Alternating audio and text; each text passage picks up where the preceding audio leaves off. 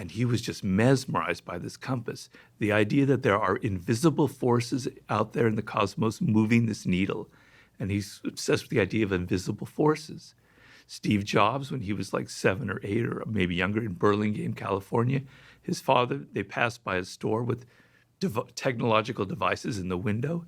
And he was just hypnotized by the design of those devices and the glass tubes and everything. So he wanted to go in that direction. You know, Tiger Woods saw his father hitting golf balls in the garage, and he was just like screaming with joy. He had to do that, right? You know, I could give you a million different examples of this. Of course, these are people who are famous, obviously. We can go back and find that.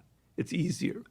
But what happens to you, and please cut me off if I'm going on too long No, here. please continue. Okay. Please. What happens to you is you're 7, now you're getting older, and you're starting to not hear that voice anymore.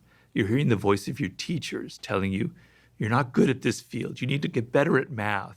You know, you shouldn't be interested in these sports or anything. You should be going this way. Your parents are starting to tell you this is the career they want for you, or the direction they want you to go in, right? You start hearing that more than your own voice. And as you get older, it gets worse and worse and worse. Then when you're a teenager, it's all about what other people are doing, your peers, what's cool, what's not cool, you know? And that kind of is more, so all of this noise enters your brain and you can't hear that anymore. You don't know who you are.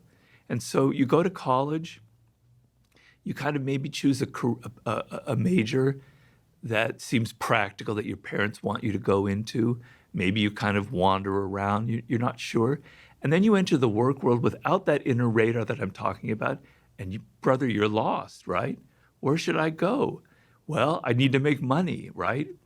And so you make a choice based on the need to make a lot of money. Not everyone, but some people do that. And I understand that need. We all need to make a living, but that can set you off on a very bad path because you're not connected emotionally.